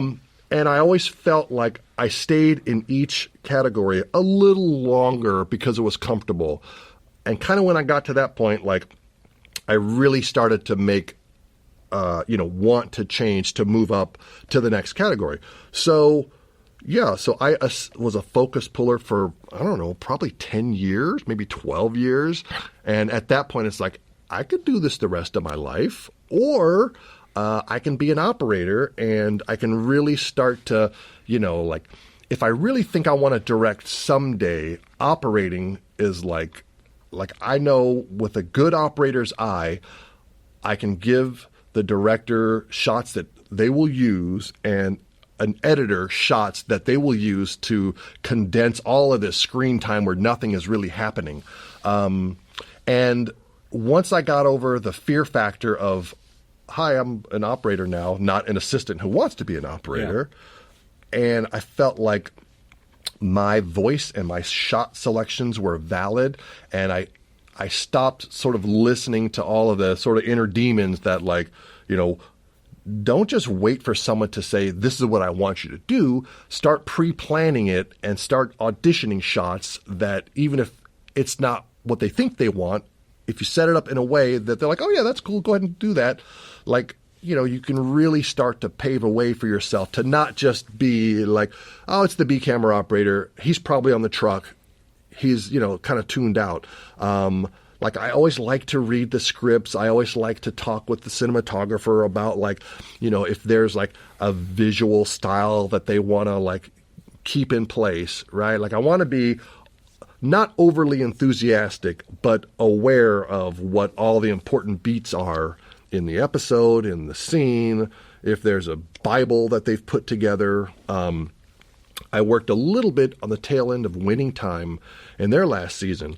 And we were like, I don't know, 8 cameras, 10 cameras. On the basketball games. Yeah, for all the coverage for the Lakers versus Celtics playoffs. And what I've heard about that show, it's just shoot cool stuff. I mean, there's some things that are specific, but the rest is just give us cool stuff. Right. Give us cool stuff. Know when to shoot the green screen and when not. But that show, when I later look at it, was like, wow, as far as like a completely different style of kind of documentary mixed with narrative filmmaking was like, all those little things I kind of put in my toolbox. So when I'm shooting something or if I'm directing something, like, I'm going to pull from this and I'm going to pull from that.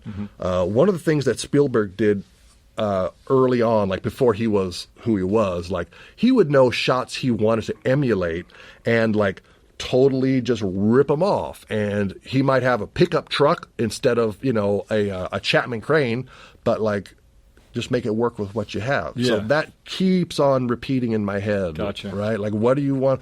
Visually, what's the story you're trying to tell? And what are the tools you have that you can use to tell the story? When you made the jump from your first day or your first week or whatever operating, and I know it happened slowly, but, you know, when you really were this is it, what were some of the hardest hurdles you had to overcome? Definitely, like, set etiquette as far as like what's in your frame, right? And what's in your frame that you need to tell the A camera, can it move back a little bit or can it come in a little bit? And also the key grip and the gaffer, what you need. Because if they say, okay, set, and all right, bring in first team, and like, my good friend John Lindley, who was always like, you know, so supportive and a nice guy, like, when you see the other side of someone who's super nice and super fantastic because you didn't do your job 100%, that's when you realize, all right, I won't make that mistake again. Yeah, John is a wonderful person, but he also expects you to do your job. Yes. And right. He is also the type of person who, I'm going to guess, you know, will go, yeah, we'll totally support you to move up. Yeah. And we'll give you a couple of breaks, but you're not going to get a lot. Not a lot. You've got to be ready to do this, and you've got to do the job, which is fair. Right? For sure, yeah. You know, so knowing, like, when to speak up about, like, you know, that's totally in your shot. Like, you need to get a good shot. You can't just pan left or pan right. Yeah. Right? So being proactive enough to, first of all, remember the key grip and the gaffer's names so you can, you know, speak to them directly. Yeah. To make sure that, you know, when the 8 camera operator says, all right, we're set, like, you better be set too. Gotcha. That was a hurdle. You know, prepping the first assistant for, like, we're going to do this, but we might also do that. Only because you weren't sure of it? We're not sure what's going to happen. Yeah. Like, the dog is going to come in, and the dog is supposed to sit and bark. But if it doesn't, I don't want to waste an opportunity to get something a little bit different. Gotcha. But I'm saying your problem with that was more you just weren't sure what to tell them you might do? Right, or to tell them, like... Or to tell them at all. Yeah, like, you know, you're so sphinctered up, like, not even knowing what you're going to be prepared for, and, like... Because most focus pullers are not right at the camera right now. Yeah. That's so funny because coming from where you were, that obviously is something you would expect from an operator. But the weird thing is, and I've seen this many, many times, it's like you jump up to the next level and you completely forget the last level. Yes. Like, people look at it, like I've had operators who have jumped up to DP and I'll work with them.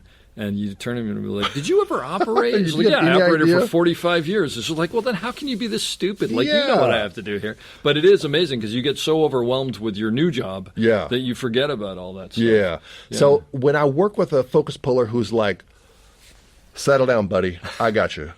Here's what's going to happen. That's a good thing. Right. It's so fantastic. Like, then you kind of... Which is what you would have done probably, right? Yeah. Probably and so. I'm sure you did. I mean, I more... If I could be on the lens next to the dolly, like, from my cold, dead hands, that's where I wanted to be a focus puller.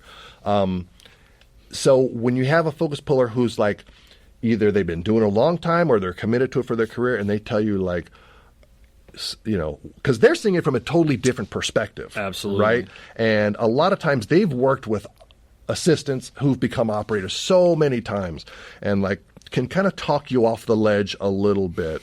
It really kind of lets your guard down a little bit and you super appreciate it. And like when you're first starting out as an operator and you have a first assistant who wants you to succeed and wants you as a team to get really great stuff, that's like money in the bank. Yeah, and I think the part of that, though, is you have to be able to tamp your own ego down to For sure. Okay, the discussion that we're having now tells me that you recognize that I am not as good as I want to be. Right. And that I need help, and I'm okay with that. For sure. Because I think what it is you want to go, no, I know how to do everything, and I know how to do this job well and whatever, because you do. But I think that's an unbelievably important part of, and I still have it, by the way, with new technology especially, Big where time. I'll go, I don't know how this works. Like, you know how this? Okay, tell me how this works. Right. Like, how many remote heads are there? Oh, right. God. And how, like, the methodology for speeding up or slowing down the pan and the tilt and dampening the starts and the stops. Yeah. Like, hey, Eric, why don't you hop on the crane and do the remote shot? All right, good. So I'll stand at the console for, like, getting the sweat off my palms because you got to know which way to turn the little wheel things, right? Yep. The more you think about it, the worse it is. It's unbelievable. And after 30 years, it's still the same thing. It never changes. And like, all right, so I'll kind of give it a little bit of a thing, and I'll look at the thing. Is the camera moving? Okay, it's not moving. Which is the... Okay. And either the head tech comes over or the first AC comes over and like, dude... How do I just make the thing work? Yeah. Okay, Can the you green just make light. this turn that way? Yeah. No, but it's absolutely right. And the thing is, if your ego gets in the way, you'll go, oh, well, maybe if I turn this button, I don't want anybody to know or whatever. Whereas I'll just go up and I'll be like, how do I make this go faster? Because it's like, it has to happen quickly. I'm like, which knob is it? Yeah. I mean, I was just doing an Apple commercial the other day, and I showed up. I was filling in for someone, so the crew was all together, and it was it was one of these heads that I haven't used in a long time. Of course. And things are in front of me, and the first shot up, I needed to be able to pan a little faster, and I would look for 2 seconds, and I was like, where's our head tech? Can you just make this go fast? Yeah, okay, turn this up. Beep, beep. And then, of course, I know, and it's fine. Right. But I think you have to have the mentality of going, I don't have to have all the answers. I just got to be able to get the shot. So there was a time, like, when a Panaflex was, like, completely foreign to me. Like, I didn't know Panaflex is a 35 millimeter Panavision camera. Yeah. I didn't know what an IRC was. I didn't know what an LRB was. I didn't know what any of that. I don't know what any of that is, by the way. Yes. Yep. So there was a time when I was a loader and I thought, all right, I can load mags, put the film in the thing and keep it from getting exposed and then take it out and safely put it in a can. But I will never be able to know all these parts and pieces.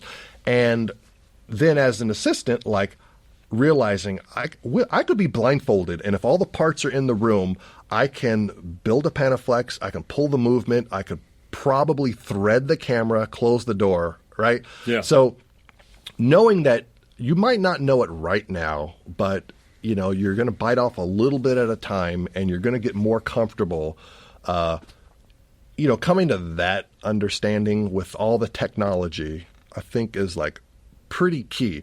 And the technology keeps changing, right? Like at this point, the technology absolutely does. And I think also part of that is recognizing you're going to screw up. Mm-hmm. And everybody screws up. For sure. I mean, I've been doing this a long time. I screw up all the time. The key is to not let it destroy you. Yeah. And also to hopefully not let anybody know. Yeah. And what happens is, over time, hopefully you screw up less, but you never stop screwing up. Sure. But what you do is you get very, I just said do.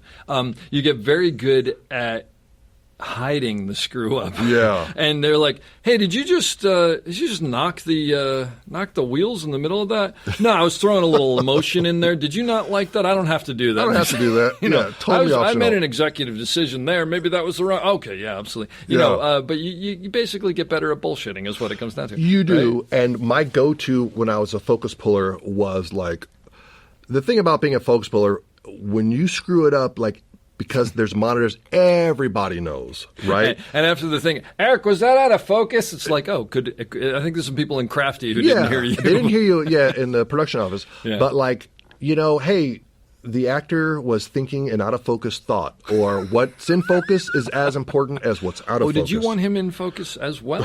Okay, we can do that. That's not a problem. Yeah. You really got to call out the elephant in the room. Yeah. And, like an actor can sit there and like fumble a take for like 5 minutes, and it's cute. It's so funny, right? It's like, "Oh, that's great. Yeah. Oh, you burped in the middle of the scene. Oh, yeah, we'll go again. No problem." Yeah. Right. But you chop a little head on a stand-up, or you buzz a nose or an eye, then it's like World War III breaks out. Well, and that's the irony, right? Is the actor only needs to nail it once, because we're expected to nail it every single time. And it's always amazing to me where people are like, "I don't understand. You've only done this Steadicam shot 22 times. Why was take 23 bad?" And it's just like, I think it's in the question. Yes. If you back up a little bit, you'll understand why. It's in there.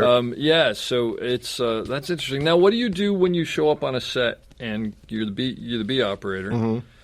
You've got a dolly grip who's usually someone maybe learning, but maybe the B dolly grip, but usually not a person who's an A dolly grip, because they would have moved on generally. Right. What do you do to judge how good they are, what they know, what you can count on them for? Because that's a little bit of a dance, right? It is. And I had the unfortunate, I've had great dolly grips with me on B camera that were so good that they get transferred over to A camera. That's why I said they're usually not on the B. Yes. When they're that good, they go to A. Yeah, oftentimes it's a day player or someone who's sort of transitioning, whatever. So, we did this shot in a gym where the horizon line was these high windows, right? So it's like a 40-foot dolly move, bringing some, characters into the gym. And the DP is looking at the top of my frame relative to the bottom of the window. So it's easy to see when it's doing that. When it's moving side to side, or off level or something. Yeah. And and I can feel it. I'm getting motion sick because on the dolly, I can feel the track basically because the track hasn't been put down level. Right. Okay, gotcha. So what did you do? So the dolly grip, the first thing out of his mouth when I met him was, "Oh, it's so good to meet you. Yeah, I do a lot of really cool shows, and I really like laying a lot of track and doing these really cool moves, and I really hope I get a chance to." Okay, well, this shot is just A, B, and C. So we do take one. The DP says, "That was terrible, Eric. You got to keep that horizon line even." Yeah. And I'm thinking all right, so we do. I said, "Hey, let's rehearse one more time." So we go through it, and I'm trying to compensate, that's not right. I shouldn't have to. You shouldn't have to compensate. Shouldn't have to. Yeah. So that tells you that the track's off level. Yes. Yeah. So I pull the dolly grip aside and I said, see how your track is doing this and doing that. And he wasn't getting a ton of support from the rest of the dolly, the grip department, and that was part of the problem. The A camera dolly grip was off doing his thing, and the key grip was this is not my guy in the first place. So I said, get some help, get some wedges, and let's try to because this is not going to work. Yeah. And then, of course, at lunch, the key grip says, "Hey, what do you think of so-and-so?" And I said, "Well, he definitely has his challenges, but who doesn't?" Yeah. And he says, "Yeah, you got anybody else you want to bring in? I'm going to cut him loose." Mm-hmm. And I said, "No, not really. Now I don't want my guy to come in and be, right?" It's a tough situation. It's a tough situation. Yeah. And you hope that if they're going to get fired, it's after wrap and preferably on a Friday. But it was during lunch and in the middle of the week. Oof. So after lunch, the Dolly Grip says, "Hey, Eric, I just got canned, so today's going to be my last day. Was there something going wrong with, like, our relationship?" And I said, there's a lot of moving parts in setting up a shot. Yeah. And, it was just, they were going for something different. Like, I didn't want to tell them you were a crappy Dolly Grip because you had a lot of talk and little experience. Which is weird because it's kind of what he needs to hear, but there's that part of you that's like, I don't think this is my job. It's not my job. Yeah. It's the Key Grip's job. It's a really tough place to be. Yeah. So I said, obviously there were shots that we didn't get because, we were in a time crunch and it took too long to set the track and they don't want to wait for it and blah, blah. I said, "No, I get it. I'm just bummed out that I really couldn't show you, what I'm really capable of." So, It's an interesting, after you told that story, it's an interesting thing to say because it's just like you should be capable of doing very simple shots well, yeah, and yes. and then doing complicated shots well if you want to, because you got to do it all. And at the end of the day, I mean, I always say this is I'd rather them be happy and me be unhappy than me be unhappy and me be happy and them be unhappy because at the end of the day you're doing their work. So of course it comes out after you. Yeah. And how about when you're a director and you're working with operators? So as of now I've done 4 really good shorts that I'm proud of that they've all won awards. People always comment on how, the cinematography is so good. Like, what's your background? Oh, okay, well, then that makes sense. And now have recently just done this feature. So most of the camera people know, I have a camera background. And so, we can always approach every shot with a little more of like, how they're used to, to shooting a scene and composing and things like that. And a lot of times on shorts, like you have assistants who want to be operators. So I have more experience as an assistant, as an operator, and now I'm the director. So a lot of times I'll, have as much patience and grace as I can because they're either low budget or freebie. And when people are coming out and they're doing things at that level and you're trying to get work that's at a higher level, like I want a Steadicam operator who's going to be like, "Oh, we did that cool shot. It was tough and we really did it." Yeah. And the reason it worked is because, I'm trying to keep things in mind, like what's their skill level and what's going to make me look good and also make them look good. Trying to push them, but not asking for something they can't deliver. Right. Yeah, because if they're not getting paid or they're getting paid in a Subway sandwich and they don't end up with stuff for their reel, then it's a waste of their time. Yeah. So, the communicating with operators and like if I see something that's okay, but this would be way better. Like I just did this thing a couple weeks ago and it was started off very pedestrian as far as these 4 guys at a table and like this is boring. Like the dialogue is interesting and the acting is also good. This is something you were directing. Yes. Yeah. But like, this is a standard, over. Like we don't like let's do something. So and it was a matter of like drop the camera. Okay, lower. Okay, lower still. Like, let's feel the underside of that table. And that's like very much a Patrick Russo thing that from Snowfall, like, I'm going to do that when I have a chance. And it really changed the dynamic of the perspective of the shot. And the operator was like, "Oh, that's so cool. I'm so glad you set that up." Even like, let's cover the scene on an 11-to-1 all the way in from 40 feet away with a lot of foreground elements so that you get a voyeuristic type of thing. So those are the things like having a camera background when people look at it. Like, I don't know what makes your shot so cool, but like I really liked watching your movie because I really felt like da-da-da-da. It's like there's a difference between a close-up on a 50 millimeter and a close-up on a 250 millimeter. And most of the public has no clue why it's different, but, we know why it's different. Well, and they may have no idea why it's different, but it evokes a feeling or an emotion. It's part of the telling of the story, right? Sure, so when you have that vocabulary. Yeah. And is there a lot of that stuff that that snuck into you while you were assisting that you didn't realize, and now you look back and you're like, oh, I didn't even realize I knew that? Oh, for sure. Yeah, like, directors who know the terminology, and sometimes as an assistant, you're like, you know what? I don't give a shit. Just put the lens on. Let's just shoot it so we can all go home and play Pokemon or whatever. It happens. But, realizing, when you have actors who are, separated by geography and wanting to keep the cameras also separated, those are the things that I really like when I have an opportunity to direct something, and I look at the set, and I look at our camera package, I look at the lighting package, and I think about what can really make this, look visually a little different. Yeah. That's when I think, assuming the actors know what they're doing, right? Like, they can kind of be a little bit on autopilot, and I can shift into, what are the visual elements that will make the audience, feel something that supports the narrative. Yeah. So you take all that with you. That's great. For sure. Yeah. Yeah. What do you think the difference between a good camera operator and a great camera operator is? The difference between a good camera operator and a great camera operator. A great camera operator knows who to collaborate with on the set, and there's so many voices coming at you. A great camera operator will listen and can filter out what's not going to support.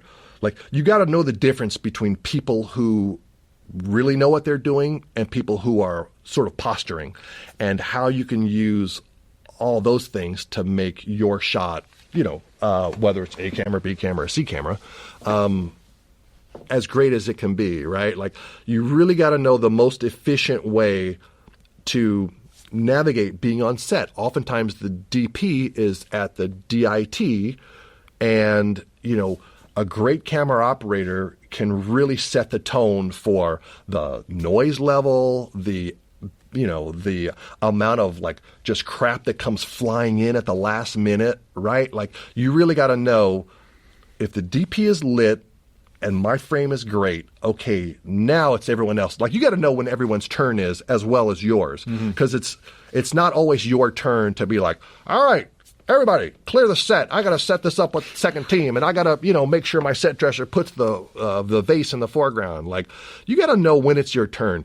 And operator, assistant, set dresser, craft service, everybody has a turn. And one of the great things about having a fully staffed show is when visitors come to set, a lot of the commentary is that's cool, but why are there so many people standing around?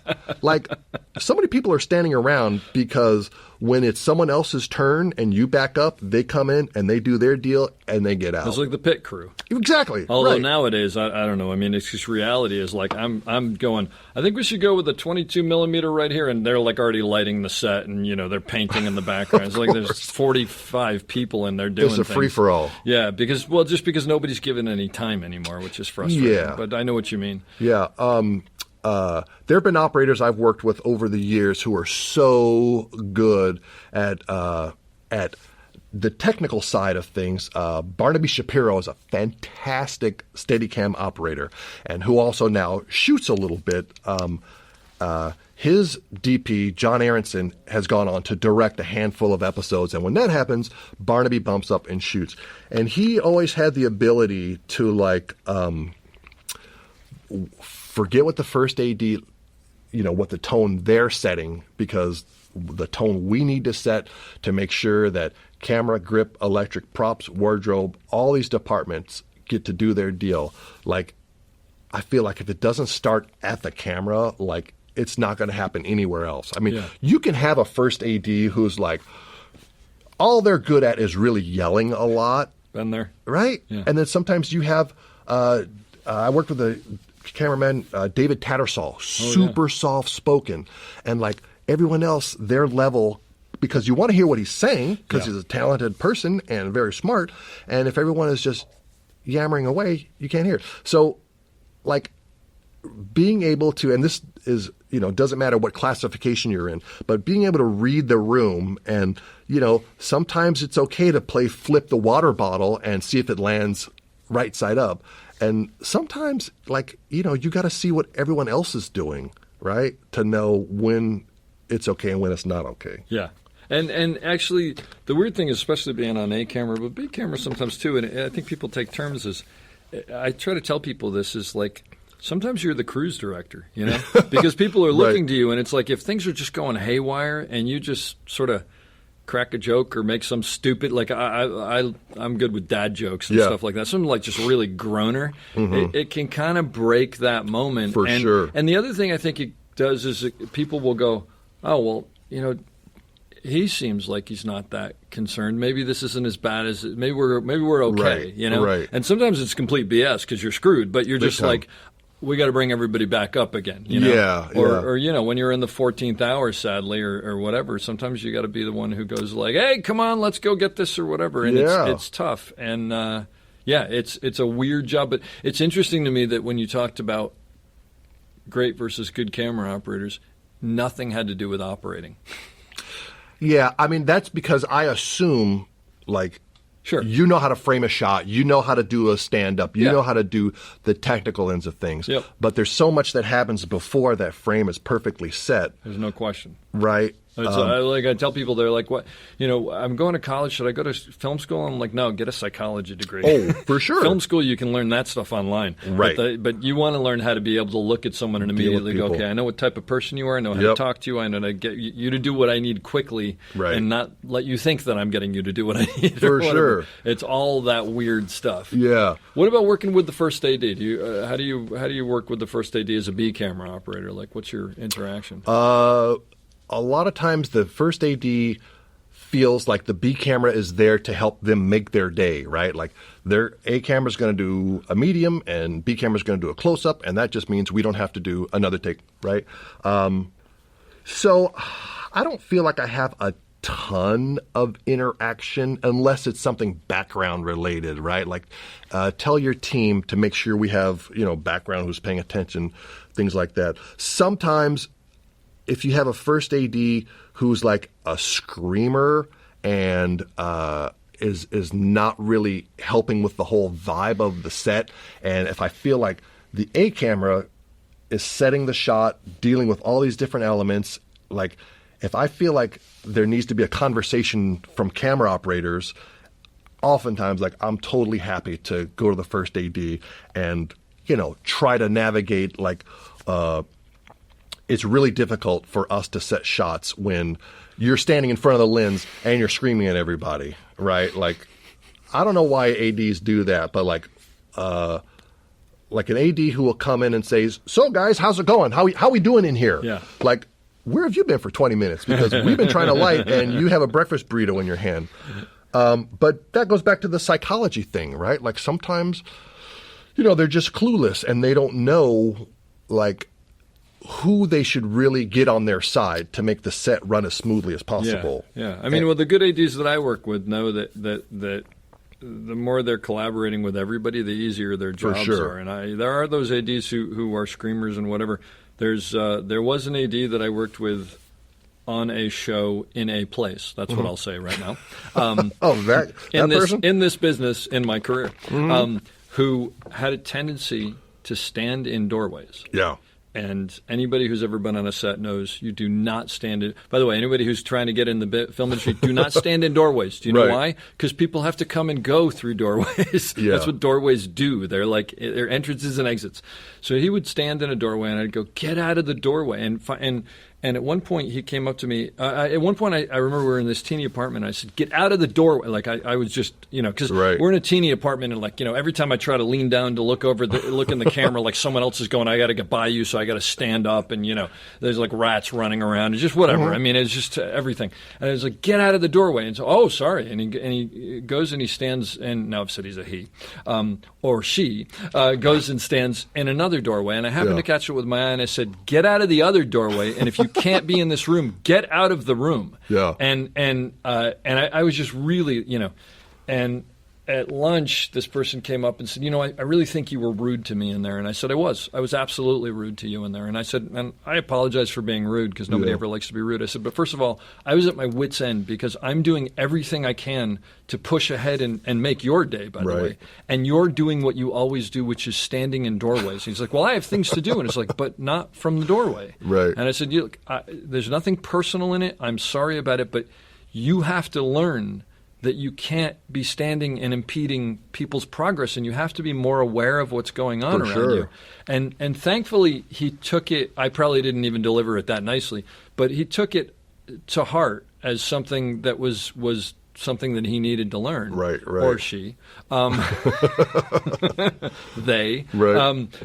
But it was, and afterwards, it's like I actually felt badly because I don't want to speak rudely to anybody. Sure. But at a certain point, especially when the AD is saying, we got to go, and you're going, well, we can't go because of you. Yeah. You just get a little to the end of your rope. And it's like, there is a little bit of look, either help me push the train faster, stand on the side, or lay down on the tracks and it's going to run over you. But one of those three things is happening, right? And hopefully it's the first. If not, it'd be the second. But if it's the third, there's only so much we can do. It's rough. So, it's a tough thing. But and a lot of times, they'll look at you as the operator and go, why are we not ready? And it's just like, well, because of this and because of that. The problem? Because of that. A camera's ready, but there's all these other things you got to do.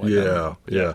Or you'll be setting the DP has, set the last light, and you're trying to get one clean look at the stand-ins, or, first team comes to the set and they've been in hair and makeup for whatever, and there's a thing called last looks, right? Which is, okay, now hair, makeup, costumes come in. At the last minute. Right. Actors, by the way, last looks, actors are in the room generally. And they're in front of the camera, so you're basically ready to go. And, it's like it can be really aggravating when it's not time for that, and they are standing on the mark, and then here comes someone in front of the camera to do their last look. And, you really hate to be the person to say, so-and-so, step aside. Oh, I'm just trying to do my job. I know, but it's not your turn yet, right? Yeah, and unfortunately, probably someone has told them it's their turn.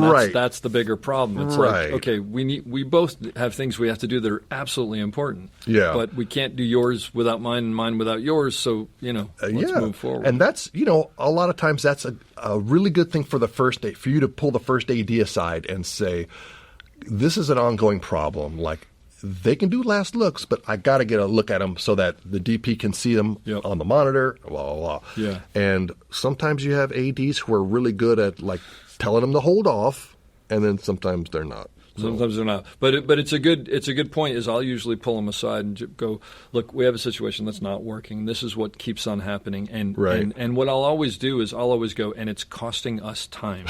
Sure, those are very good words to say to an AD. It's costing us time, and I think it would be more efficient if, and generally 9 times out of 10, if they're aware, you know what, I'll be more on top of this. I apologize. They're getting told by so and so. I will make sure, and even if that's the case, if they will say that and it doesn't happen, I'll just go up and I won't, but I'll go, hey, so it's not happening. How do we make it happen? What can I do to help you make this happen? Because they've also got 700 things to think about, where we've only got 400 things or whatever. Right. So it goes all over the place. I want to ask you a question about. I know you're a religious person. Mm-hmm. How do you work in this industry as someone who is a religious person? Yeah. How in the world can you call yourself a practicing Methodist and shoot a scene in a strip club? Yeah. So there's a couple of things that have sort of kept my sanity, because I've known people who are married, divorced, alcoholics, overdose, blah, blah, you name it, right? It takes its toll on people. It takes its toll. Yep. There's no way you can be gone from home if you're single or in a relationship for 12 to 14 or 15 hours and not have it take a toll on you. So thankfully, my wife and I have been married almost 30 years now, and she has, from we went to school together, and I was a PA, and I was making no money, which, like this year, I'm making no money because there's a strike, right? Yeah.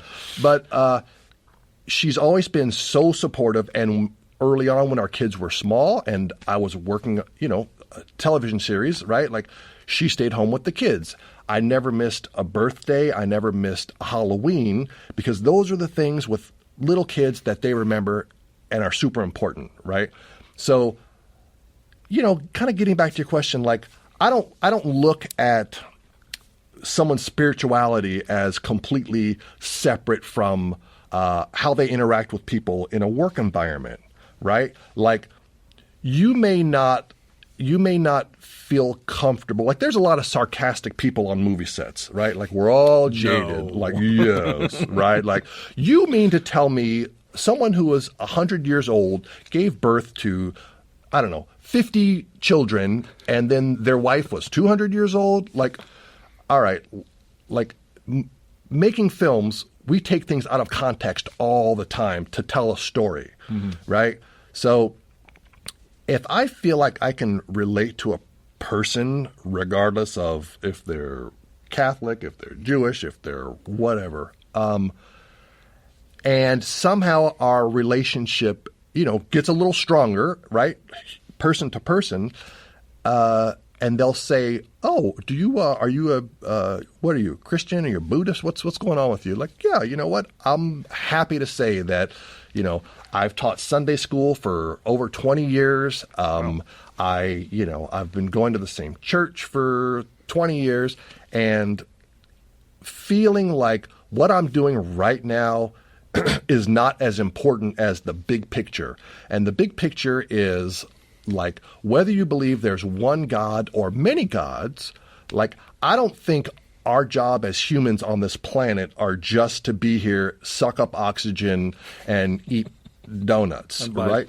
buy stuff. And buy stuff. Yeah, I feel like there is a creator, because everything works so perfectly, right? You get up, you go outside, you see a beautiful sunrise, you take a deep breath, and you feel better. That's not by accident, right? And I don't think that a creator would create this for us to not support each other, to enjoy what is on the planet. And part of what's on the planet is entertainment, and it's on a television, it's in a movie theater, it's on your phone. So that's a little bit of I don't really get into specifics of what I believe as a Methodist. I'm happy to, but I feel like that's just the category I fall into, right?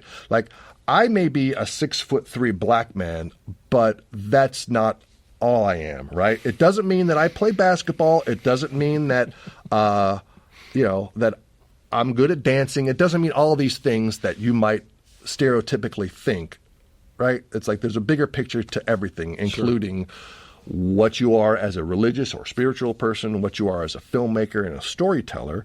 And you really only get to that point when you're doing like we are and just having a conversation. Does that answer your question? That totally. I mean, there wasn't a right answer to that. Yeah. I just was wondering, because you don't.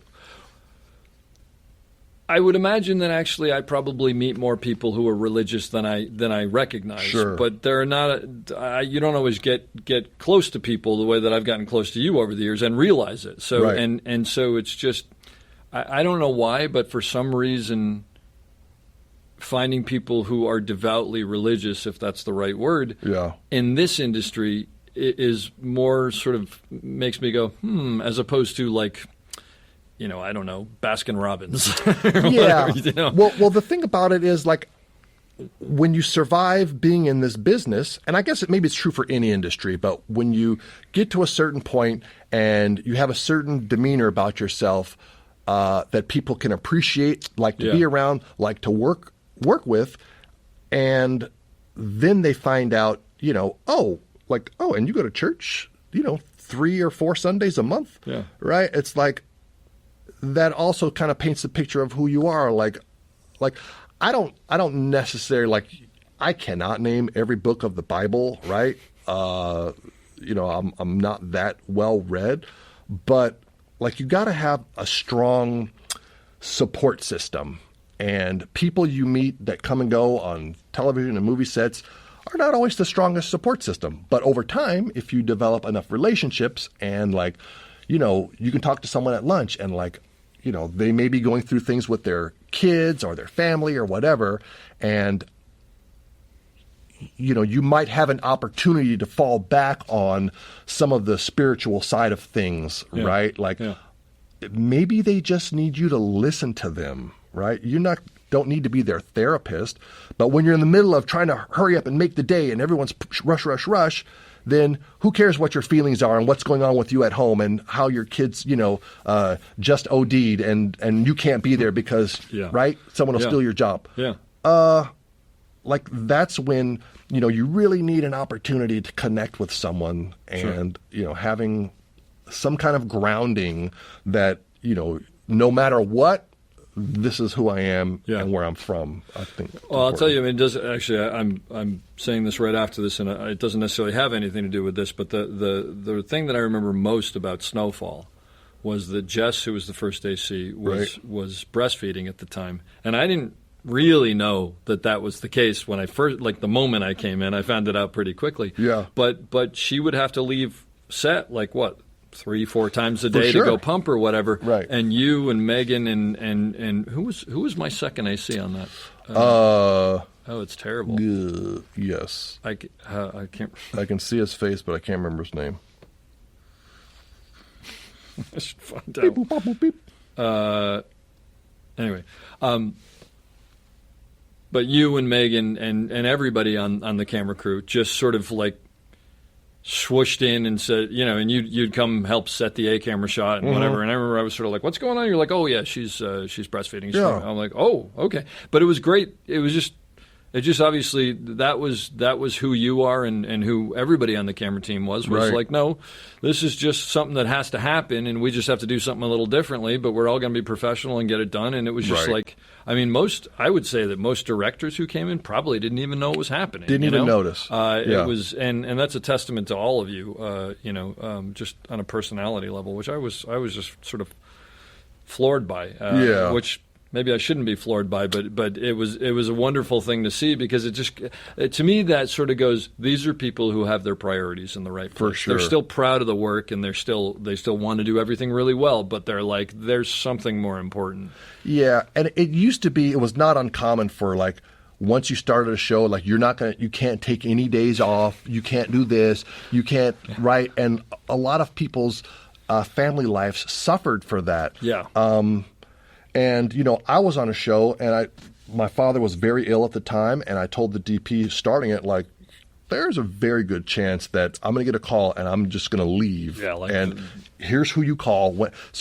And that was totally fine. Like, you come back when you're ready, But, you know, like when my kids were small and like, my mentor as a focus puller was a guy named Randy Shanofsky, right? I know Randy Shanofsky. Love him or hate him, he and I got along fantastic. Randy Shanofsky's the guy who does that weird thing where he finds out where movies were made and then he goes and takes the exact same picture. Right, right. The scene, yeah. So I was on a show with him when my kids were born and were super young, and that was like a thing I established. Like if Halloween was on a weekday, I would either take the day off or leave early and have someone come in and I would just pay them out of my pocket. Yep. Or if it was a birthday or something like that, right? Like I think it's always okay to remind everybody, like, this is our job, but this is my life, right? And if I don't have this, then I'm not going to be able to do this. Yeah, the thing I'd say to anybody who's starting out in this business, who